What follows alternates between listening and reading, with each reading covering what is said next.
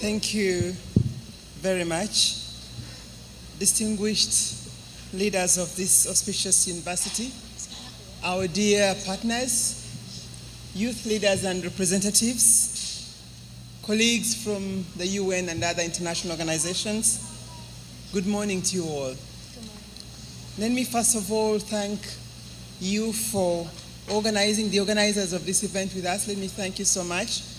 And the participants for such a warm welcome. I arrived last night from Nairobi, and I was a bit tired, but I had such warm reception and hospitality that it has helped me to feel already at ease and part of the city fabric of Surabaya.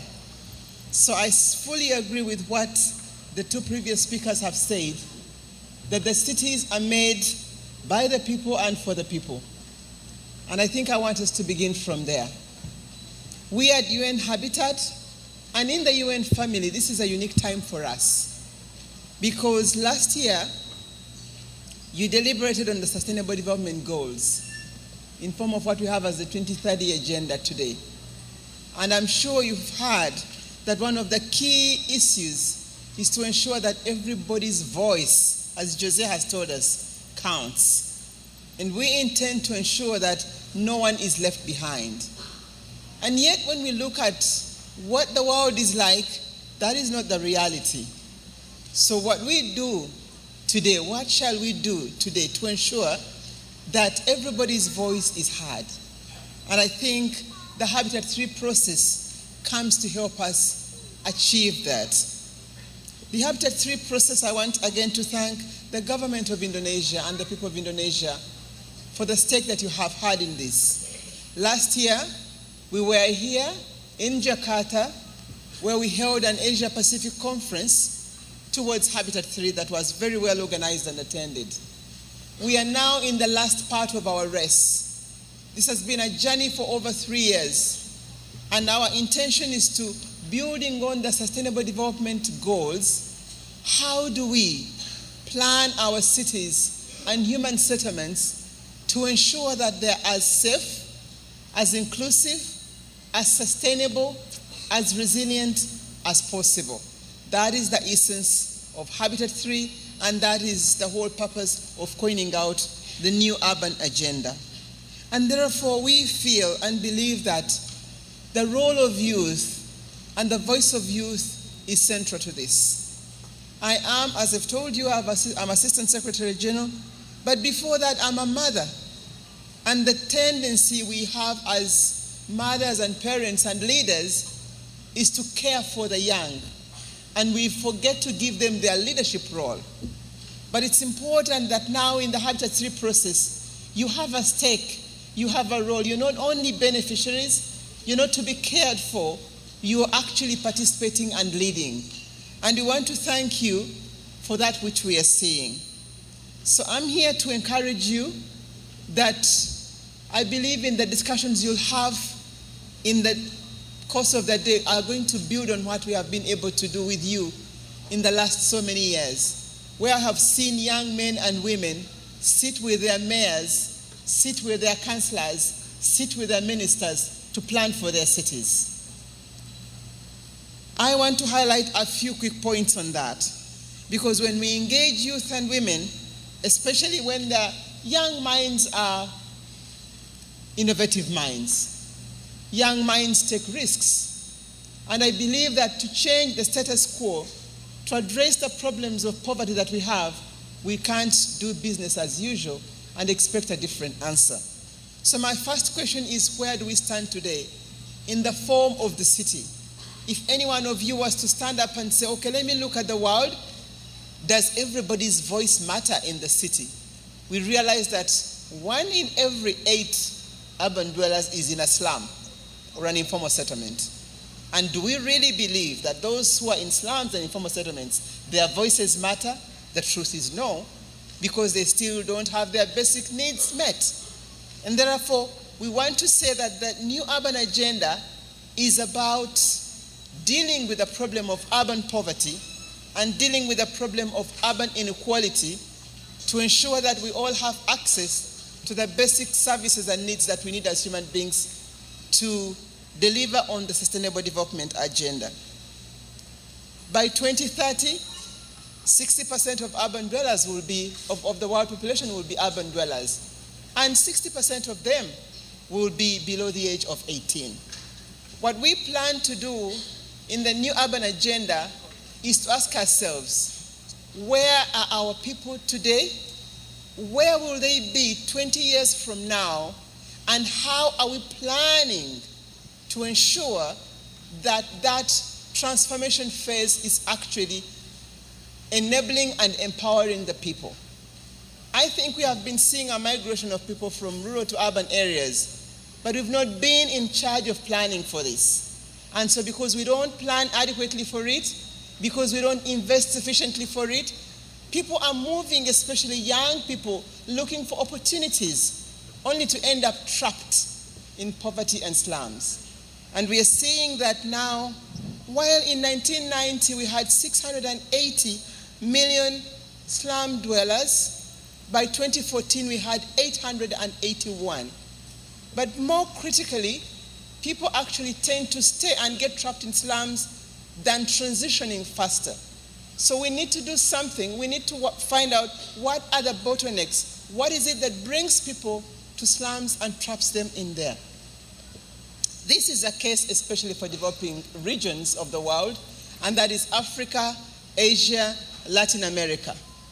Today, it's you we have to invest in because you are tomorrow's leaders. And that's why I want to thank you that you are here to discuss how can we plan, how can we engage, how can we invest in this process of urbanization so that 20 years from now, we shall look back and say, yes, we have a world without slums. We have youth having access to education. We have youth having access to health services and jobs. We have, and we can face each other and feel proud. The third point I wanted to mention here is the basic principles even around planning. Yes, again, I'll keep on referring to what Jose said in terms of a city for all. In my neighborhood, in your neighborhood, do we have that space in which we all belong and share? Do we have that public space safe for the girl, child, the woman, and the man, where we will have dialogue like we're having in this building? Because as long as we don't have centers of public space that are accessible and seats of democracy, then we will have got it wrong. We're not going to be able to pick the voices from the big masses. We have to pick the voices from the neighborhoods. And that is why the new urban agenda is advocating for safe public space, public transport, public services for all, because it's only then that urbanization can be transformative and lead to development. Again, this is in your hands. We are counting on you as we work with the private sector, as we work with universities, as we work with civil society to plan our cities so that they can maintain and uphold these public space and values way beyond our times in office. And that is why the new urban agenda advocates for national urban policies to be legislated at national level and supported at local level. The fourth point is around the basics of the rights to housing and rights to land. We realize that we keep on talking about this, but there is still a huge discrepancy in terms of access and rights to safe and decent shelter. And for youth, because youth are very mobile, when they come to cities, all they're looking for is housing and not necessarily ownership of housing. So what is it that we can do to ensure that both ownership and rental housing is accessible and safe for everybody? What is it that we can do to ensure that land security of tenure is accessible to both young and old? UN Habitat, we've invested in both research and programs on ground, and we have seen some success. We would like to say that we don't come with despair to the table of the new urban agenda. We have tools that can be an answer if we all work together as one. We would like to share much more with you today, those tools. And today I'm delighted to inform you that my colleagues will be sharing with you, will be pre-launching the state of the world urban youth, just to give you a glimpse of what we have as the structure and the framework of what is happening in urbanization and the youth, upon which policies can be based. This is only one of the examples. I'm sure you'll have time to discuss with you how we have managed to access and maximize use of public space in slums and informal settlements to get voices of the youth organized, clearly indicating where they want to go. I think there is no better time than this to talk about this, ladies and gentlemen.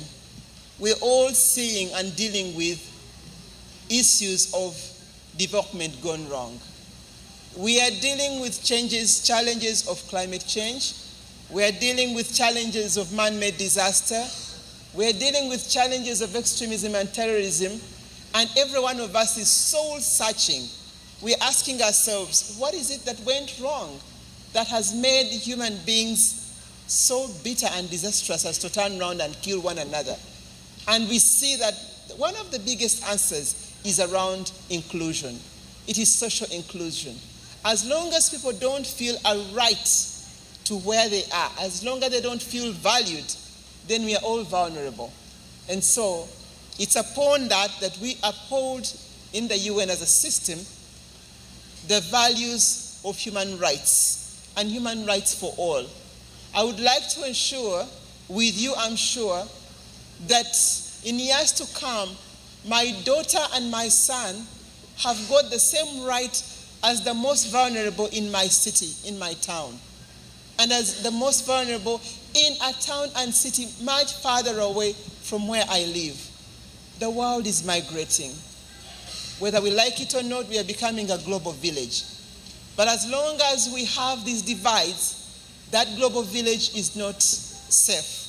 So it is upon us to use the force of urbanization to plan for that global village to be a beautiful village where we all feel loved, cared for, and feel valued to the extent that we can contribute to that. So on that note, I would like to thank you so much. You've been very active in this process. We are back here in Surabaya to celebrate. We are back here in Surabaya on our last bit, as I mentioned. This is the final preparatory committee on the Habitat 3 process. From here, we will head towards Quito. It's so exciting that we've been to Indonesia twice in this process, and this is not an accident. I again want to thank you very much. Thank our regional office for all the facilitation and organization, my colleagues, friends, partners. This is a great opportunity for us, and I'm sure we'll look back and say it was time well spent. Thank you very much for hosting us in this university.